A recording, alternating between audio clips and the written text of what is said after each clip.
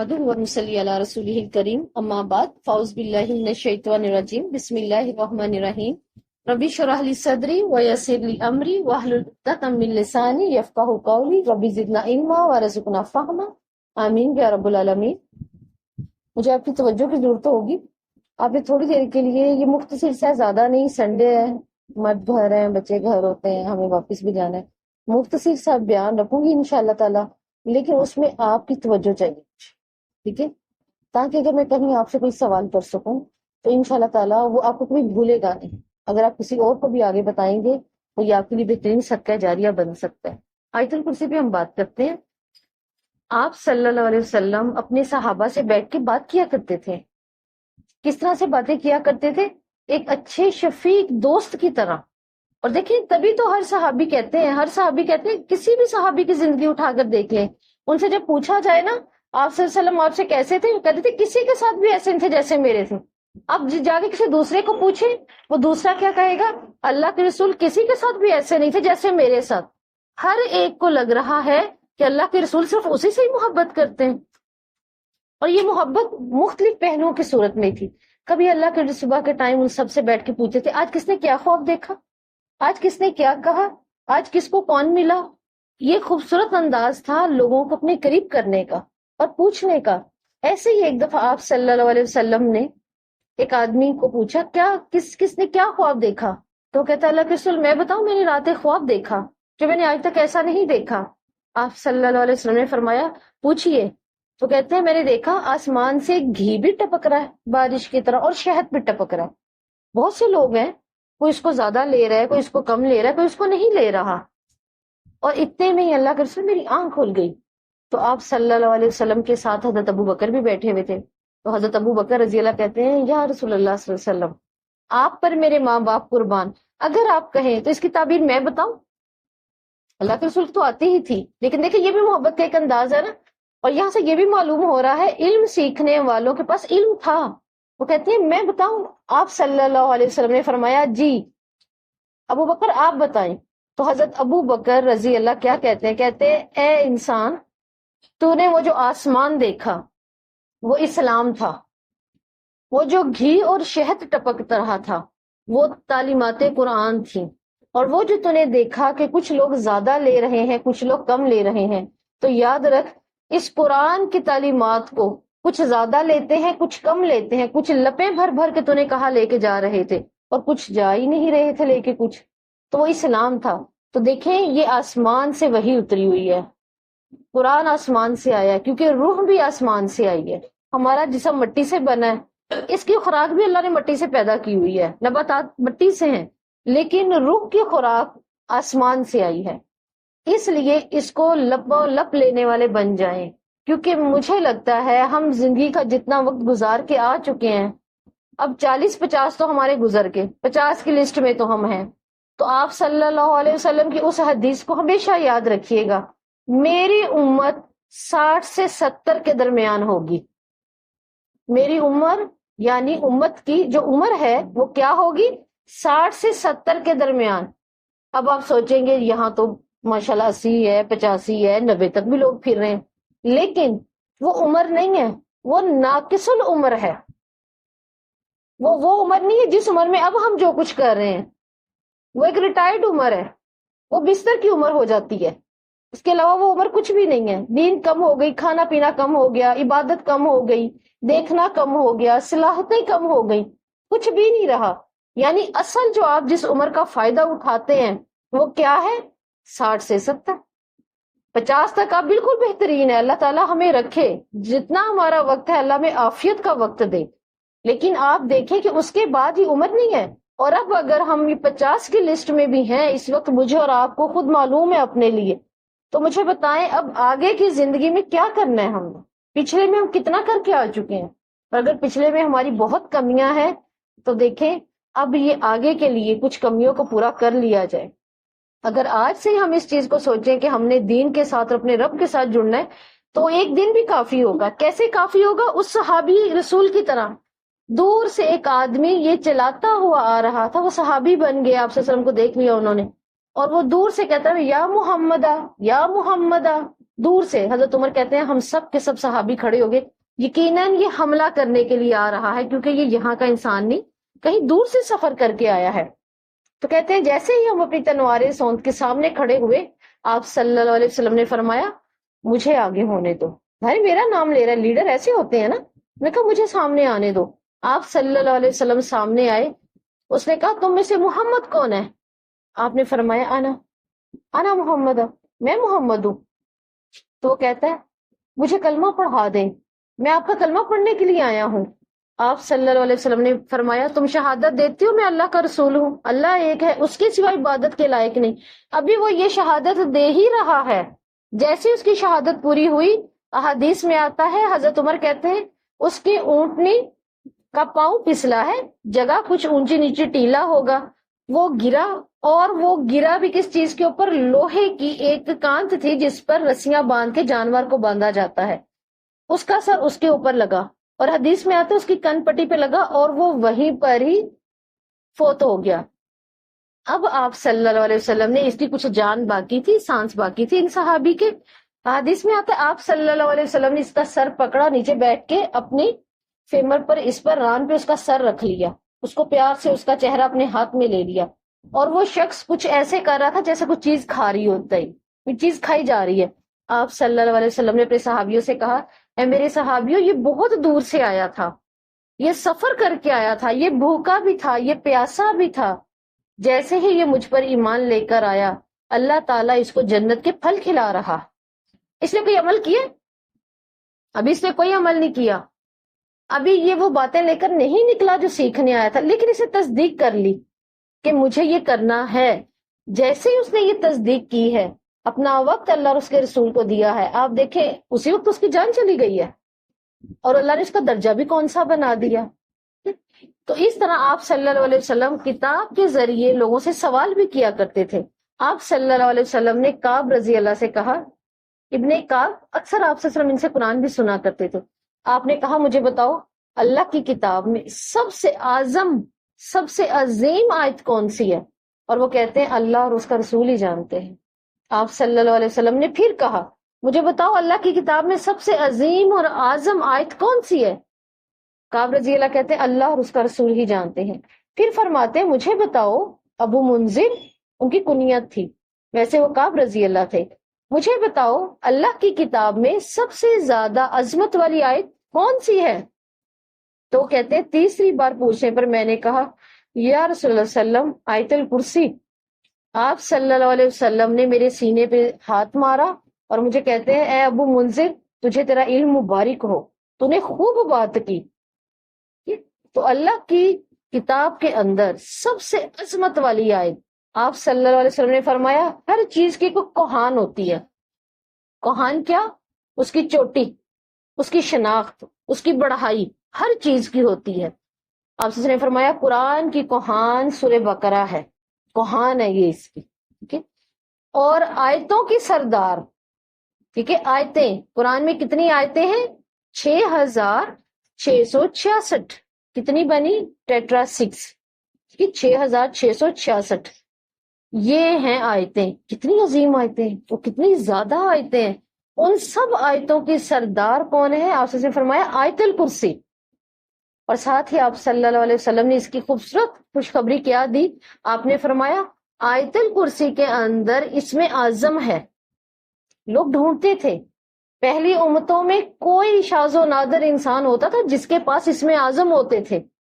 اور یہ جو ہم پڑھتے ہیں نا حضرت عیسیٰ نے مردے بھی زندہ کیے اللہ کے حکم سے، اور کوڑی کو بھی ٹھیک کر دیتے، جو پیدائشی اندھا تھا اس کو بھی ٹھیک کر دیتے اللہ کے حکم سے۔ اب وہ کچھ ایسا تھوڑی تھا کہ پتہ نہیں کیا کیا پڑھتے تھے تو ہو جاتا تھا۔ آپ صلی اللہ علیہ وسلم نے فرمایا وہ چند اس میں اعظم تھے، وہ چند اللہ کے نام تھے، وہ اس میں اعظم پڑھتے تھے اور کہتے تھے بِإِذْنِ اللَّهِ، یعنی تو ہو جا اللہ کے حکم سے، اور وہ ہو جاتا تھا۔ اور آپ کو یاد ہوگا سلیمان علیہ السلام کی سٹوری میں کہ کیا کہا تھا ایک جن، عفریت نے، جنوں کے بڑے جن نے، اگر آپ کہیں تو آپ کی یہ مجلس برخاست ہونے سے پہلے پہلے میں آپ کو اس کا تخت لا دوں بلقیس کا، بلقیس تو بھی راستے میں ہے۔ تو جو ان کی ختم ہوتی تھی نا محفل کا وقت، وہ ہوتا تھا فجر کے بعد حضرت سلیمان بیٹھتے تھے، پھر جنگی مہموں کے بارے میں جو ہے بہت سی معلومات ہوتی تھی، اب ہم نے کہاں پر جانا ہے، کیا کرنا ہے، تو وہ کرتے کرتے ظہر تک کا ٹائم ہوتا تھا. ظہر کے بعد پھر کیا ہوتا تھا، یہ پورا کنگڈم اڑتا تھا، پھر جہاں کے لیے پلاننگ ہوئی ہوتی تھی وہاں جاتے تھے. تو یہ جن کہہ رہا ہے آپ کی مجلس ختم ہونے سے پہلے، تو مجلس ختم ہونے تو ابھی ظہر پڑ گیا، آدھا دن پڑا ہے نا. تو پاس سے یہ اللہ تعالیٰ کہتے ہیں ایک اہل علم بولا، اور وہ کہتا ہے میں پلک جھپکتے ہی لا دوں، پلک جھپکتے.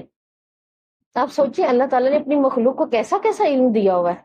تو اللہ تعالیٰ خود کتنے بلند ہیں، اللہ کا اپنا علم کس قدر بلند ہے کہ اگر اللہ کی مخلوق کے پاس اللہ کا ایسا اسم ہے کہ وہ کہتا ہے یہ کتنا ٹائم لگا ہے میری اور آپ کے پلک جھپنے میں، کتنا ٹائم لگ رہا ہے، ہمیں کتنا ٹائم لگ رہا ہے، اور وہ کہہ رہا ہے میں اس سیکنڈ کے اندر اندر، میں آپ کو سیکنڈ بھی نہیں لگ رہا، میں آپ کو تخت لا دیتا ہوں. وہ تخت جس کو اٹھانے کے لیے اس کی فوج ہے 30,000 کی، یہ کہہ رہے میں لا کے دیتا ہوں. کس طاقت پر. اور قرآن کے اندر معلوم ہے لفظ کیا آیا ہے، ایک اہل کتاب بولا، ایک اہل کتاب.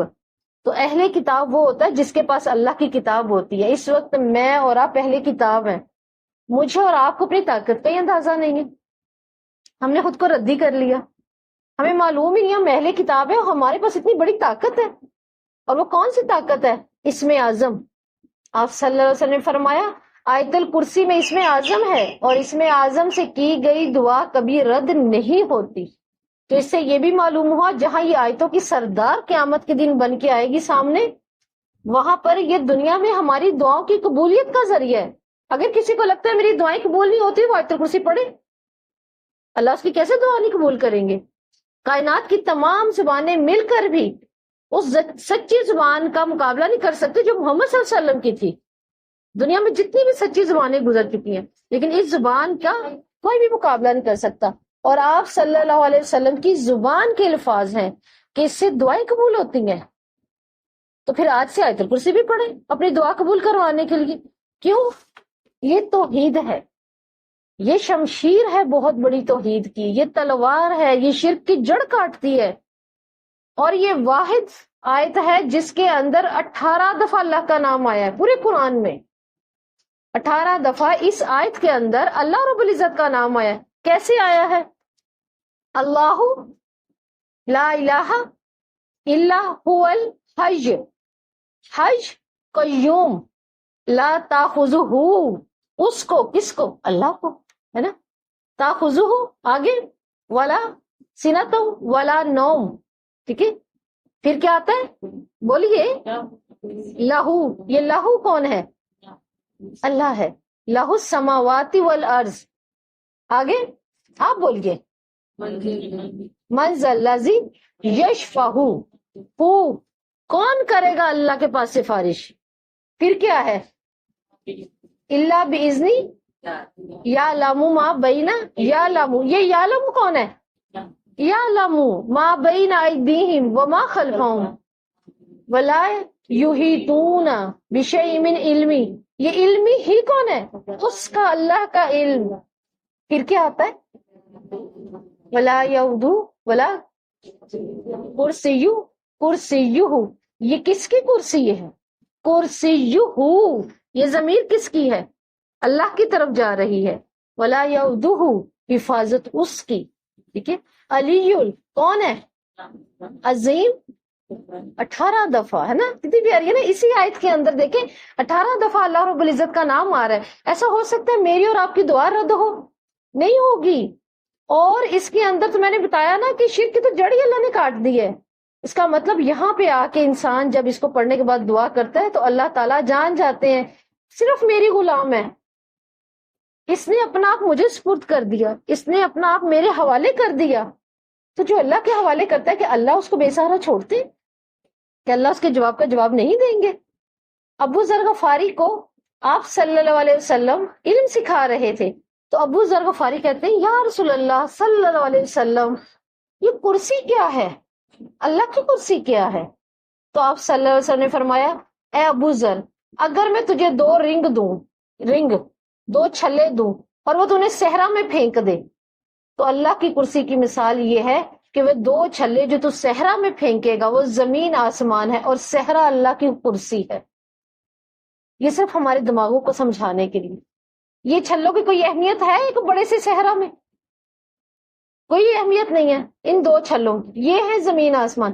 اگر وہ زمین آسمان کی حفاظت کر سکتا ہے اور وہ جو اس کی حفاظت کی کرسی ہے وہ صحرا ہے، تو بتائیں میں آپ ہماری حفاظت مشکل ہے اللہ کے لیے؟ میری پراپرٹی کی، آپ کی پراپرٹی کی حفاظت اللہ کے لیے مشکل ہے؟ آپ کی 10 فیکٹریوں کی کمپنیوں کی حفاظت اللہ کے لیے مشکل ہے؟ نہیں مشکل. تو پھر ہم کیوں اس کو بھولے بیٹھے ہیں؟ ہمارے پاس تو ہیرا ہے، لیکن علم نہ ہونے کی وجہ سے علماء کہتے ہیں جس کو ہیرے کی پہچان نہیں ہے نا، اور اندھیرا ہے اس نے اپنے اوپر کیا ہوا، تو اندھیرے میں آپ کے پاؤں میں ہیرے بھی گرے ہوئے نا تو آپ کو کانچ ہی لگیں گے. آپ کو کہاں نظر آ رہے ہیں؟ تو ہم نے اللہ تعالیٰ کی اس توحید کو یہاں سے جانا. آپ صلی اللہ علیہ وسلم کہتے ہیں قیامت کے دن آیت الکرسی ایسے آئے گی، اس کے 2 ہونٹ ہوں گے، اس کی 2 آنکھیں بھی ہوں گی. سبحان اللہ. آپ دیکھیں اللہ تعالیٰ نے کیا اہمیت دی ہے اس سردار کو. اس کی 2 آنکھیں بھی ہیں اور 2 ہونٹ بھی ہیں. آپ یقین جانیں میں نے تو جب یہ کچھ سال پہلے یہ حدیث پہ ریسرچ کی تھی، اس کے بعد میں تو اس کو چومتی ہوں نکال کے. مجھے یہ اتنی اچھی لگنے لگی ہے، میں اس کو چومتی ہوں کہ جیسے ہمیں ہمارے بچے اچھے لگتے ہیں ہم چوم دیں. اس کی آنکھیں کتنی پیاری ہیں، اس کے ہونٹ کتنے پیارے ہیں. تو آپ سوچیں آیت الکرسی کتنی خوبصورت ہے کہ یہ اپنے پڑھنے والے کے لیے. آپ صلی اللہ علیہ وسلم نے فرمایا یہ قیامت کے دن ایسے آئے گی، یہ روشن ہوگی، نور سے بھری ہوئی، اور یہ اللہ کے پیندے کو چپکی ہوگی. اس نے پکڑا ہوگا اللہ کی کرسی کا ایک پایا پکڑا ہوا ہوگا. یہ 2 ہونٹ رکھتی ہوگی. آپ نے فرمایا یہ 2 آنکھیں بھی رکھتی ہے، اور یہ اپنے پڑھنے والے کے لیے سفارش کرے گی. اللہ نے وہاں اس کو یہ حکم بھی دیا ہے. کتنی پیاری اللہ نے اجازت دی ہے. ابھی تو ہم نے پڑھا کون ہے جو اس کی سفارش کے بغیر بولے، لیکن اللہ نے اس کو دی ہے کیونکہ یہ آیتوں کے سردار ہے اور سردار کا حق ہے وہ بات کرے. جس طرح آپ صلی اللہ علیہ وسلم نے فرمایا سورہ آل عمران، سورہ بقرہ قیامت کے دن آئیں گے، ٹھیک ہے، یہ 2 چھتریوں کی صورت میں آئیں گی اور اپنے پڑھنے والے کو حشر کے دن سائے میں رکھیں گی، حتیٰ کہ اس کو اللہ کے اتنا قریب لے جائیں گے کہ اللہ تعالیٰ سے جھگڑیں گے. جھگڑا کون سا؟ یعنی جھگڑے سے مراد ایک خوبصورت بحث، ایک خوبصورت مکالمہ. نہیں یہ اس نے مجھے پڑھا ہے، اللہ اس نے مجھے زندہ رکھا، اپنی زندگی میں رکھا. اللہ تعالیٰ یہ تو میرا دوست ہے. اللہ تعالیٰ کہیں گے جا اس کو لے جا جو تیرا ٹھکانہ ہے. تو اس کا ٹھکانہ کیا ہے؟ جنت. حدیث کے الفاظ ہے نا، یہ اپنے پڑھنے والے کو لے جائے گی، وہی چھتریاں اس کو اٹھا کر جنت میں لے جائیں گی. لہٰذا آیت الکرسی کو ذہن میں رکھتے ہوئے یہ ایک خوبصورت ہے، ہونٹ رکھتی ہے، آنکھیں رکھتی ہے.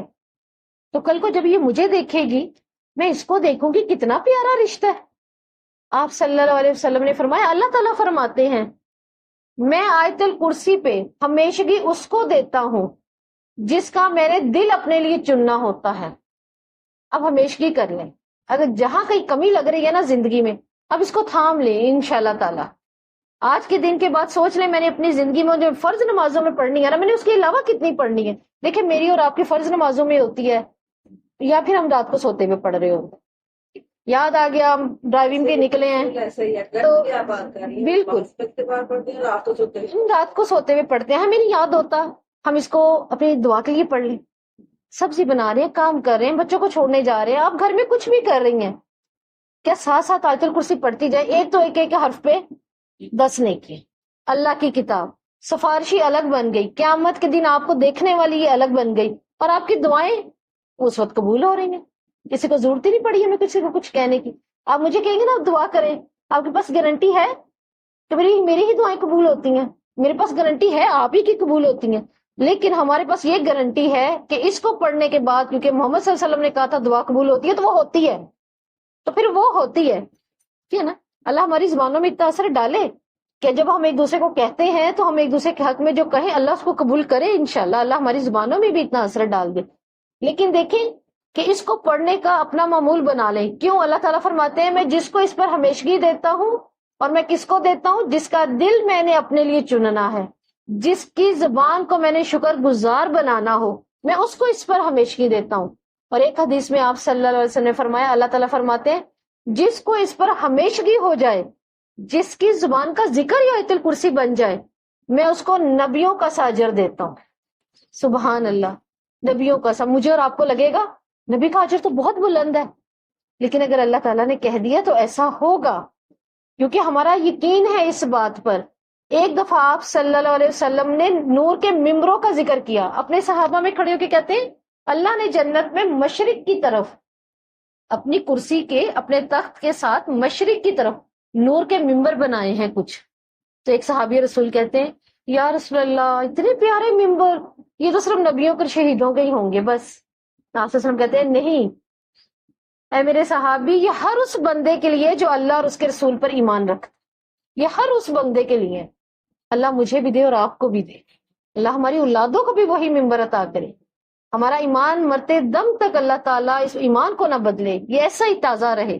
تو آپ دیکھیں یہ اس کے لیے ہے.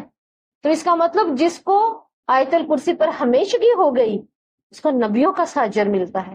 اور ایک حدیث میں آپ دیکھیں ابو ہریرہ رضی اللہ، وہ کہتے ہیں یا رسول اللہ وسلم آپ کی شفاعت تو سب کے لیے ہے، کیونکہ آپ نے کہا کہ قیامت کے دن انسان جس وقت اللہ کا عرش قائم ہوگا، اللہ بھی جلال میں آئیں گے، تو لوگ تو بھاگیں گے، کبھی اس نبی کے پاس، کبھی اس آپ نے آئے ہماری اللہ سے بات کریں، سفارش کریں.